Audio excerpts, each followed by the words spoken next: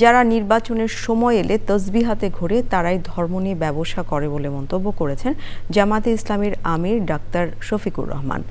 ঢাকায় ইউরোপীয় ইউনিয়নের দূতাবাসে ৮ দেশের দূতদের সঙ্গে সৌজন্য সাক্ষাৎ শেষে সাংবাদিকদের তিনি বলেন, কোনো কারণে ফেব্রুয়ারি থেকে নির্বাচন পেছালে দেশ গভীর সংকটে পড়বে।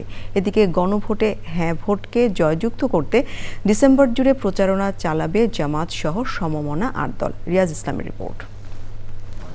খেলাফত মজলিসের কেন্দ্রীয় কার্যালয়ে জামাত ইসলামী সহ আন্দোলনরত ৮ দলের লিয়াজো কমিটির বৈঠক শেষে কথা বলেন খেলাফত মজলিসের মহাসচিব, জানান দলের পরবর্তী কর্মসূচি। নির্বাচনে যাতে জয়লাভ করে গণভোটে এবং গণভোটে যাতে বিপুল সংখ্যক ভোটাররা উপস্থিত হয়, তা হার পক্ষে ভোটদান করে এই জন্য আমরা ক্যাম্পেইন ওয়ার্ক করবো, সিদ্ধান্ত নিয়েছি এবং আগামী এই মাস ভরে আমাদের এটা চলবে। 16ই ডিসেম্বর বিজয় দিবসকে আমরা পালন করব। জামায়াতকে নিয়ে বিএনপি ও এনসিপির মন্তব্য নিয়ে কথা বলেন জামায়াত ইসলামীর সহকারী সেক্রেটারি জেনারেল। যারা আসলে তাদের দলীয় পর্যায়ের সংগঠনের ভিতরে বাহিনী ধর্ম অনুসরণ করুক বা না করুক, নির্বাচন গনিয়ে আসলে ধর্মীয় ইস্যুগুলোকে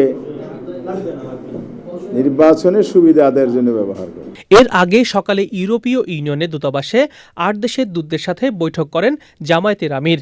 পরে সাংবাদিকদের প্রশ্নের জবাবে তিনি বলেন, একই দিনে জাতীয় নির্বাচন ও গণভোট হওয়া নিয়ে শঙ্কা রয়েছে।